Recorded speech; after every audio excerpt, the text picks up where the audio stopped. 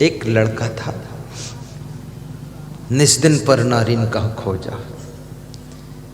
वो बाप का इकलौता बेटा था। तो बाप ने कहा अब तेरी उम्र हो गई, तू शादी कर ले। तो बेटे ने कहा कि पिताजी मेरी इच्छा नहीं शादी करने की। बोले क्यों नहीं इच्छा है? बोले इसलिए इच्छा नहीं है क्योंकि मैंने आपको देखा हूँ नज़दीक से, आपने शादी किया, मेरी मम्मी ने शादी किया, आप दोनों की ज़िंदगी में कलेश कलेश टेंशन बहुत है। तो मैंने तो कोई रामायण गीता पढ़ने की जरूरत नहीं, मैंने तो आपकी ही गीता पढ़ ली, सब बेकार काम मैं नहीं करूँगा। तो बाप ने कहा तू सोच समझ ले, शाम को उत्तर देना, शादी करना पड़ेगा। आखिर ये वंश कैसे चलेगा, परिवार कैसे चलेगा, ये कौन साम्राज्य संभालेगा? तो उस बेटे ने कहा पिताजी ज़्यादा तर्क मत किया करो, आप पिता हो, पिता को पुत्र से बात लड़ाना नहीं चाहिए, क्योंकि कहीं एक जवाब मेरे मुख से निकल गया तो मर्यादा टूट जाती है, इसलिए आप। बोले तू इतनी शांति से मुझे मत समझा, तू समझ। तो लड़का हंसा और बोला चलो समय बीतने दो। शाम हुई, फिर बाप ने बुलाया कि इधर आओ, कुछ फाइनल किया विचार? उसने कहा विचार वही है, शादी नहीं करने की इच्छा है। पिता का मन बड़ा व्यथित हो गया। रात में अपनी पत्नी से कहा कि तुम ही इसको समझाओ, शादी तो करे 20-22 साल का हो गया है।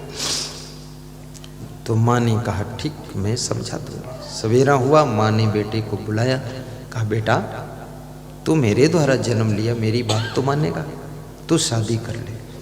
उसने कहा माँ तुम समझदार हो, ऐसी बात मत कहा करो जो मानने योग्य ना हो।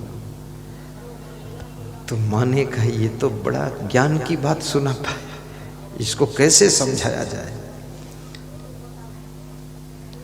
दूसरे दिन दोपहर में फिर पिता ने बुलाया, कहा कि तू समझा कि नहीं समझा? कान पकड़ा, थप्पड़ उठाया कि सहज में समझेगा कि कठिनाई से समझेगा?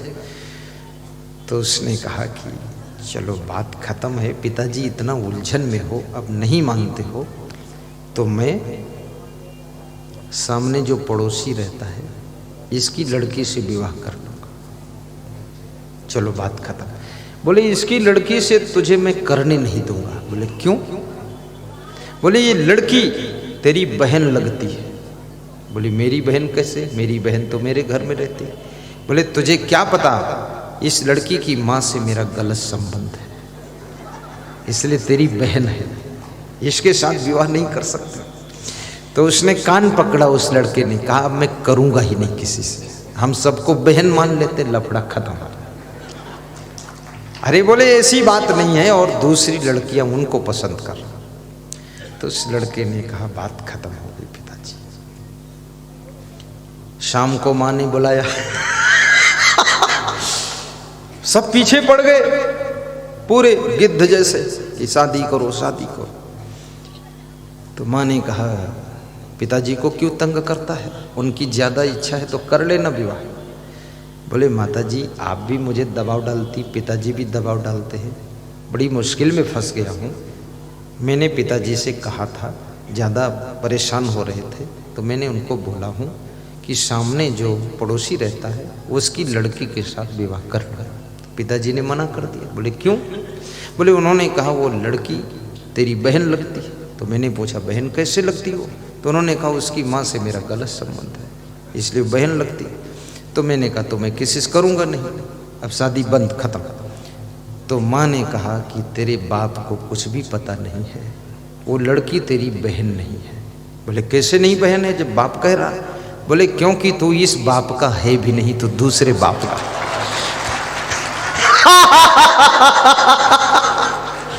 तू कर ले, टेंशन खत्म।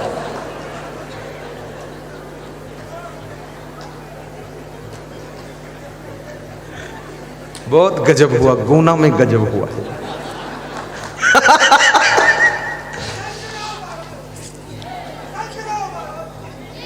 खाई कबाब शराब सरोजा, निश दिन पर नारिन कहाँ खोजा।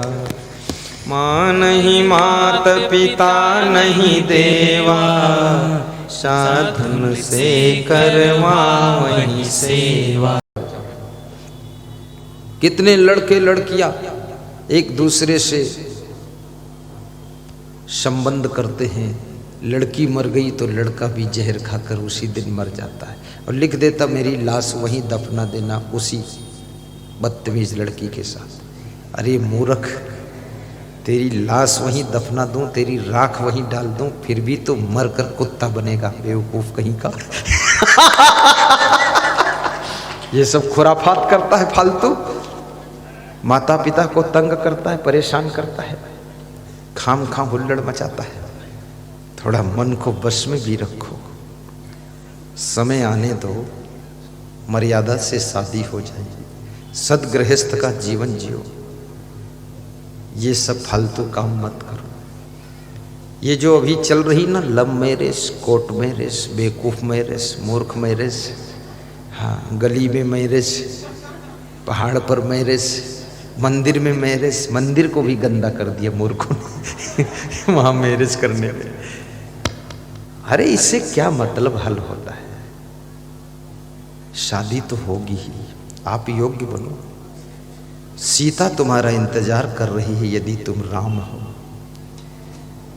और यदि तुम सीता स्वरूप हो तो राम तुम्हें अयोध्या से ढूंढते ढूंढते जनकपुर आने वाला है, तुम टेंशन क्यों ले रहे हो?